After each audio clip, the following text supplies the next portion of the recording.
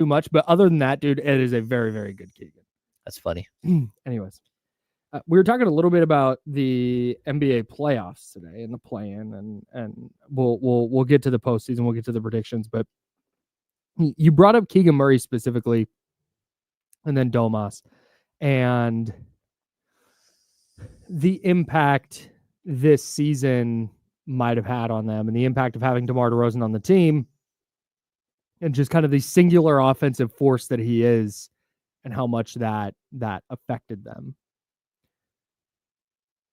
I'll buy that a little bit.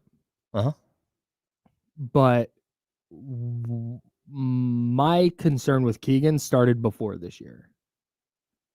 And again, this is not, we talked about this yesterday. Keegan is not a bad player. That is not my thought. My concern is that we have to drop Keegan's ceiling pretty dramatically. But it sounds like you're not there, and that the potential exit of DeMar DeRozan in the offseason will put Keegan back on track where his ceiling is this dynamic all-star two-way player. I would love to see that. I am a big Keegan guy. I would love to see that. But for me right now, the ceiling's just been lowered pretty significantly toward, okay, you starter on a title team. If he's eventually on a title team, I think he could start. He'll be an awesome defensive player. Some of the stuff he did defensively this year was outstanding.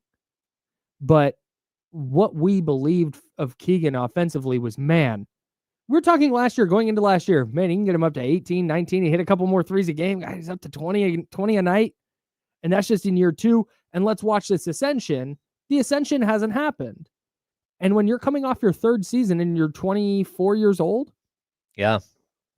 I have a hard time believing, just based on what I've seen, that ascension is still coming.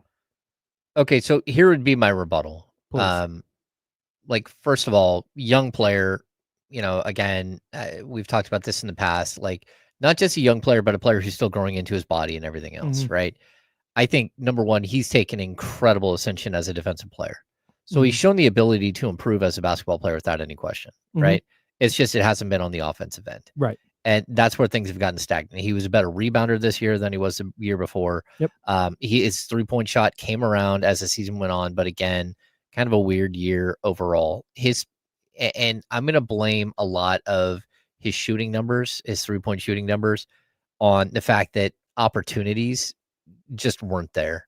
Like, he shot like basically 1.9 shots less per game this year than he did the previous year. Shots or threes? Shots overall. I mean, this is a player that, 2 years ago, last year, averaged 15.2 points per game.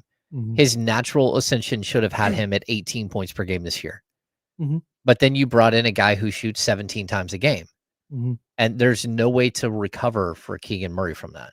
Right. Like, all of the shots we look and say, okay, who's going to give up shots? It ended up being players that you didn't expect to give up shots. Like, Keegan Murray didn't have shots to give up. Him at 13 shots per game, 12.8 shots per game were the right amount of shots. But you brought in a guy in DeMar who averaged 17 shots a game versus a guy in Harrison Barnes who averaged, I think it was a 9.8 last year. So like 7 shots per game just disappeared. And the rest of these guys, again, Domantas Sabonis shot right around 12.8 shots per game. I would like to see him take an extra 1.2 shots per game, be at 14. Is this per 36? Oh, no, this is per game this season. Yeah, I mean, Keegan Murray at 10.8 shots per game, that's ridiculous. That is 2 full shots per game less than last year. Yeah, that just is not okay. That's not how this season should have gone. Yeah. And you can say, hey, he's got to demand the ball more. It's like, how are you going to demand the ball more when you're playing, we keep talking about this, an all-star point guard in De'Aaron Fox that turns into a 2-time all-star in Zach LaVine, a future Hall of Famer at the 3, a potential future Hall of Famer at the 5, all NBA 2 times in a row, and then Malik Monk, who's got the biggest personality out of all of them. Like, how, as Keegan Murray, are you going to demand? And we can talk about the introvert thing and all that. But at the same time, he was trying to be a good teammate and trying to do what he thought was best for the team and being a team player. Okay. And what he doesn't understand is what's best for the team is for him to shoot the damn ball more. So I think that's what I'm getting at. I don't know that there's a version of the Kings that's ever going to be one where Keegan Murray's like, okay, cool, I'm going to take 15, 16 shots a game. Because I think you're right. I think he is trying to fit it. Somebody in the chatty house brought this up, and I think this might be where we're diverging toward. We would bring up the Nuggets a lot, right? Because the kind of the bones were vaguely there. Okay, can Domas be a close enough facsimile of Jokic where, okay, maybe the bar for the players around him has to be a little higher from just a scoring perspective, but that same kind of idea where everything runs through him. Okay, who's the Aaron Gordon? Who's the Michael Porter Jr.? We thought Keegan might be the Michael Porter Jr. That scorer, that shooter, that, man, you got it. Maybe he is just the Aaron Gordon. And I lost the chat. Somebody mentioned Aaron Gordon. For me, that's totally fine. And I've said that a bunch of times. He's more Aaron Gordon than he is Michael Porter Jr. And that's my thought on Keegan is not, oh, he's not Michael Porter Jr. He might just be Peyton Watson. Like, no, I don't think he's that. I think that his role is different. Like, maybe he is just the Aaron Gordon in this version of, he's a better 3-point shooting Aaron Gordon. Mm-hmm. Like, maybe it is that. Maybe that's what it is. But that's what I'm saying. Is I think what we're getting from Keegan Murray is no longer, all right, hey, we're just waiting for the ascension until he's like a number 2, maybe number 3, but a really good number 3 scorer. Maybe he's going to be defense, rebounding. He's going to knock down some threes, which is not a bad, like I said, that's not a bad thing. If he's Nick Batum, Nick Batum's been in the league for 50 freaking years, and he's a contributor on a team that's the number 5 seed in the West right now, won 50 games. Yep. That is not a knock. It's just, okay, maybe it's less. We were talking Kawhi after when we saw his defense in year 2, like, oh man, could this be, is that the ceiling? Like, yeah. No, maybe it's not. I don't, yeah. Okay. So like, and I'll pull something from the chat here. Odyssey Fryer says, but what's the solution for Keegan taking all the good players off the floor? No, that's not the solution. The solution is to have the right mix of players on the floor. Like, if you want Keegan Murray to be your third best scorer and your third option on offense, then you have to find defensive-minded 3-and-D guys at the 2 and the 3, or the 1 and the 3, mm-hmm. or the 1 and the 4, and let Keegan move back to the 3. Mm-hmm. That's what you have to do if that's how you want to design your team. Mm-hmm. You have to do what you have to allow him to elevate his game. Mm-hmm. And people who say, well, what if he doesn't do it? Well, then you cross that bridge when you get there. But Keegan was very clear yesterday. Like, he thought he had a very successful season. He thought, like, defensively, he took such a leap where he can now defend 1 through 5. And he said he doesn't like defending 5s all the time. Sure. But he feels comfortable defending 1 through 5. And he thinks he's one of the few players in the league who can do that. I agree with him. Mm-hmm. And he said, as an offensive player, maybe it's next year, maybe it's a year after, but there will be a point where I get to do the stuff that I can do on offense. He's just being a good teammate. He's being too good of a teammate. And the answer, like, good players is like a way to call, again, we can say that DeMar DeRozan is a good player. Zach LaVine is a good player. Malik Monk is a good player.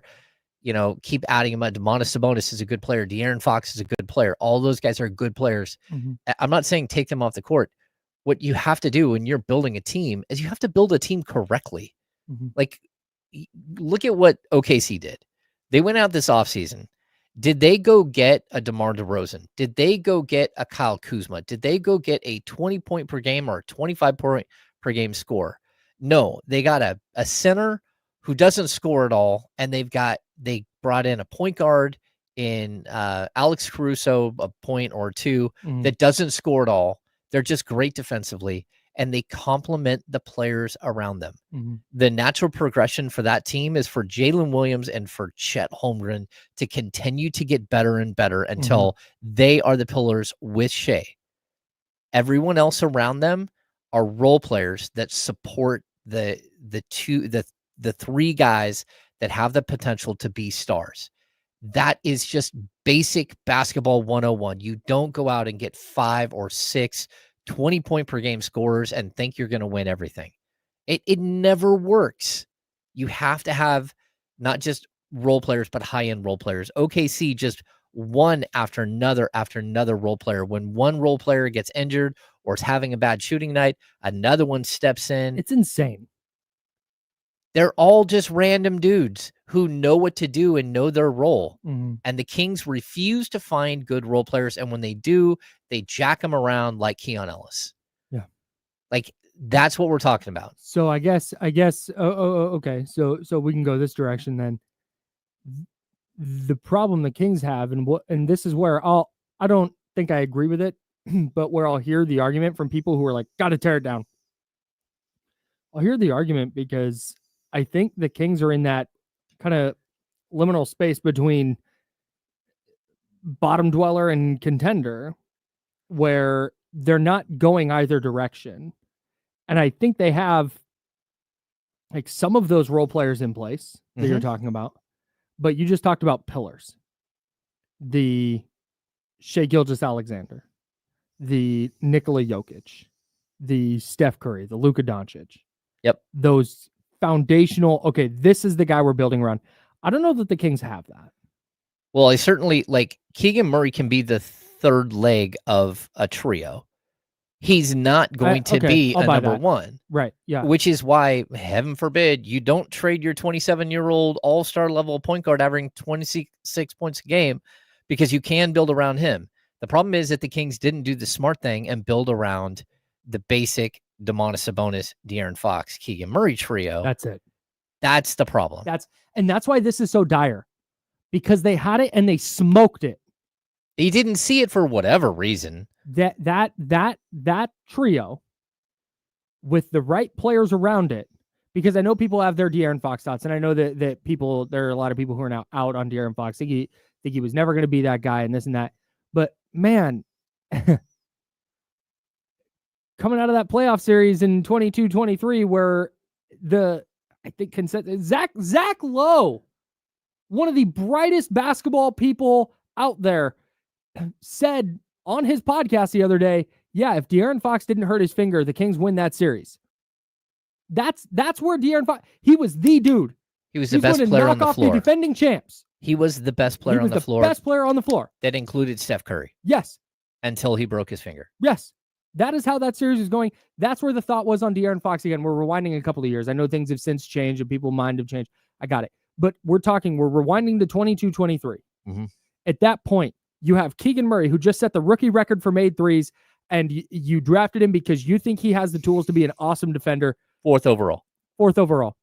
He was going to be that dude.